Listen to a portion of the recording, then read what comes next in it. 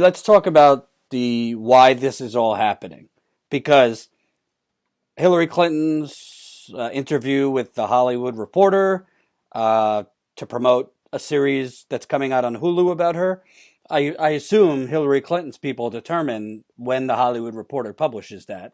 Oh, of Um, course. so I don't really know when her. I think her documentary on Hulu's. It's not coming out like imminently, is it? I think it's in March, yeah. March 6th or something like Right. that. So there's plenty of time for pre-documentary um, promotion and stuff. So why is it that this is coming out now? Could it be that Mm. could it be that Bernie Sanders is in a much stronger position than he was against her in 2016? Could it be that he's getting all of these endorsements from SEIU's New Hampshire chapter, local progressive groups in Nevada? Obviously, he's gotten endorsements in Iowa. Can it be that Joe Biden is finally, even though Bernie, continues this mealy mouse nonsense, now apologizing to Joe Biden for the temerity to call him corrupt, but Joe Biden is finally, there's some attention being served to his record. All of a sudden, Hillary Clinton puts this out there. I mean, obviously, it's a lot of hot air. Nobody likes him. Yeah, nobody in your bourgeoisie likes him. But to me, it seems strategic. A Warren's thing didn't quite work out. Now they're trying, resurrecting Hillary. Yeah, I mean, the timing is, I think there's no question about it. The timing is very coordinated and very orchestrated and very purposeful. So Hillary Clinton's no political dummy. I mean, well, in certain ways, she definitely is, but she's also very calculated and she knows exactly what she's doing. Her team knows exactly what they're doing. And yeah, I mean, this article, it's infuriating. Right. And the upcoming series. Well, let me ask you, it seems that if a progressive were to say, or Bernie were to say, like, yeah, let's not deal with whether we're going to endorse the nominee later on. Let's Oh not, my gosh. let's not deal with that. We'll get to that later. If a progressive would say that, and basically dog whistle that they might not endorse Bernie, Right. the house would be on fire, Oh my establishment would be gosh. screaming. But Hillary Clinton says it, and when Hillary Clinton says it, by the way, it's not just Hillary Clinton saying it. She and Bill still represent a lot of the party. So Hmm. that's basically opening up the floodgates for more people to kind of be like, well, maybe, maybe not. Um, I guess unity and vote blue no matter who isn't really a thing. That's just a shield for. Well, it never has been for these Hillary people. Everyone will remember the Pumas, Party Unity My Ass. That was the Hillary crowd. That was the Nira crowd. They don't actually care about unity. They don't actually care about beating Donald Trump as long as it means they can get one over on Bernie. I actually found it really interesting. Tommy Vitor of Pod Save America, I have a lot of thoughts on them, but to his credit, he actually tweeted earlier about this particular point, saying this is inexcusable. If Bernie wins the nomination, we all need to work our asses off to help him win. If someone else is the nominee, we all do the same for them. Don't kick up this bullshit right before Iowa, especially after complaining about Bernie's lack of support in 2016. And so this was in response to I believe it was a CNN write-up on this particular case, on this Hillary Clinton documentary and Hollywood Reporter interview. Tommy was actually an Obama staffer. So for him to come out and say this, I think that kind of is good. It takes some guts. And I think he's a little bit more progressive than some of the other pod safe people. But then Nick Merrill, Clinton staffer, I believe that he's still on her payroll. I don't know, Jordan, check me if I'm wrong on that or if you Is remember.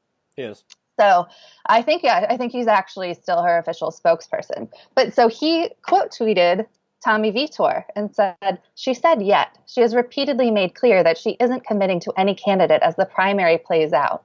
And more than anyone in the world, she has shown time and time again that she puts Democrats and our democracy above all else. Give me a break. Yeah, well, literally, as you say, if anyone else did this. she was specifically asked about the general election, so she Yes. right. And by the way, Jen just demonetized us, so swear jar for the By BS. saying ass?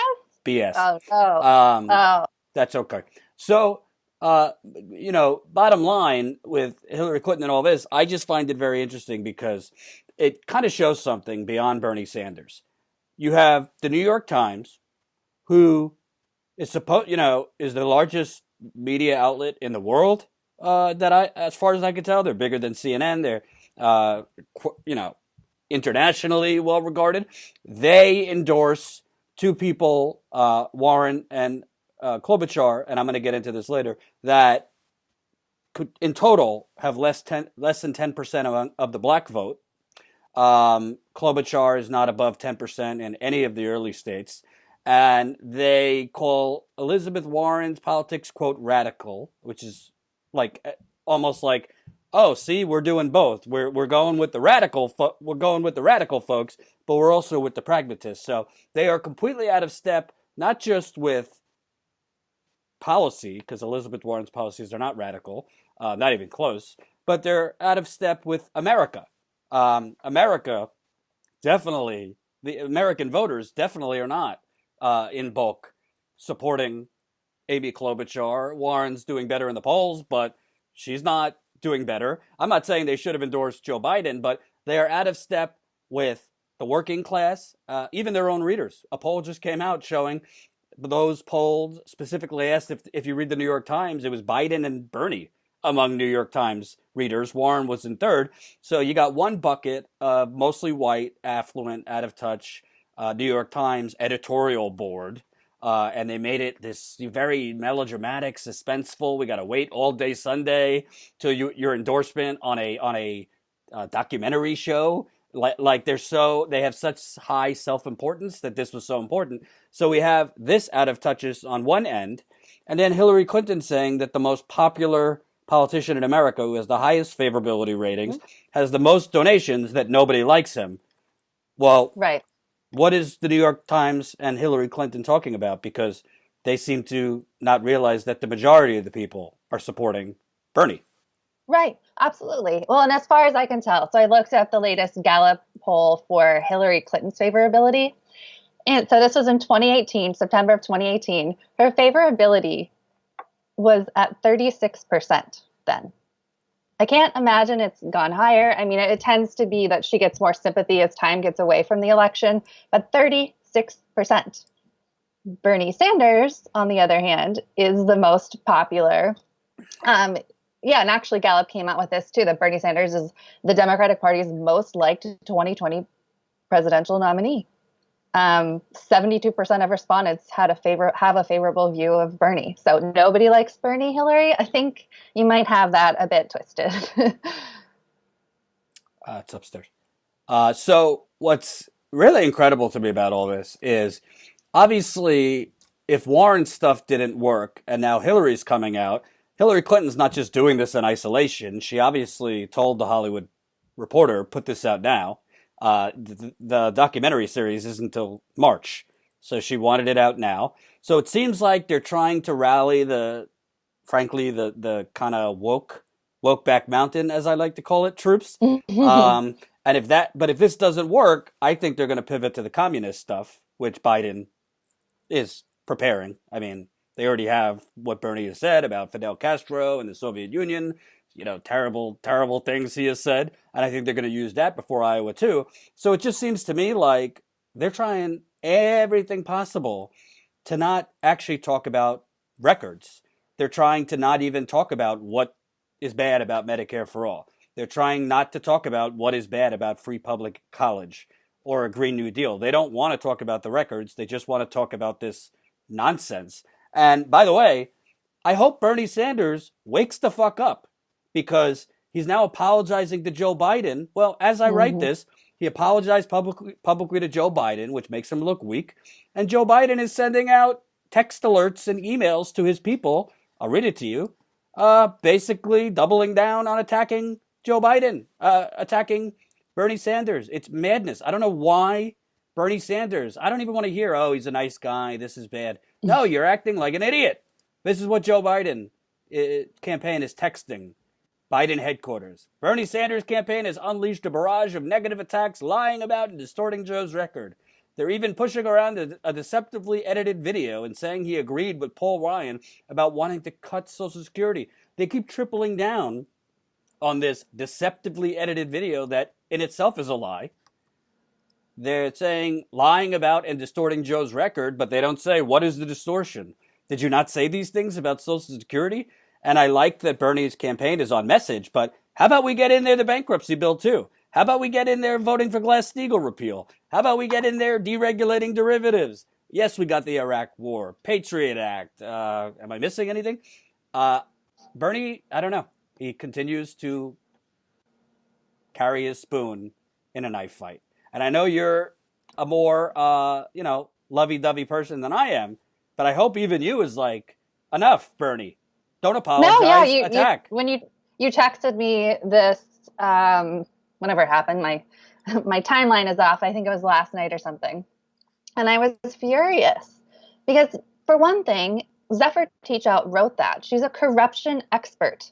She's not just pulling this out of thin air. There's, facts are in her piece. It was a very well done, in my opinion, piece. It wasn't based on nothing. It wasn't based on just false smears or anything like that. It was true. These are his corrupt ties. He has an affinity for corruption that's been shown over his career.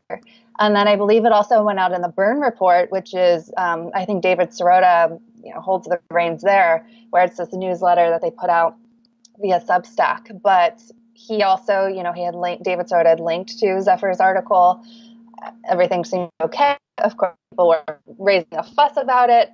But then when Bernie, went against it, I was shocked. And it did upset me for sure. And I think these people are going to keep attacking him. They're not acting in good faith. I don't want to go too far away from the topic at hand, which is Miss Hillary. But as I said, they're not coming from a good place. In the same article, they asked her the question, speaking of Hollywood, with his trial in the news right now, do you have regrets about your lengthy association with Harvey Weinstein? And so her answer, right after she's smearing Bernie Sanders left and right and calling him terrible, oh, Harvey Weinstein, how could we have known? He raised money for me, blah, blah, blah. Of course, if we had known, it would have affected our behavior. So she doesn't come out, talking about how terrible he is, how awful that is. She's like, oh, I couldn't have known. Not my problem. So it's striking to me who they choose to attack. And Bernie needs to stand up for himself in certain ways. And in this case, I think he didn't have to bring anything up. He could have just let it go, let people get mad. It wasn't really making that huge of a splash. So I was really surprised that he came out, against Zephyr's piece.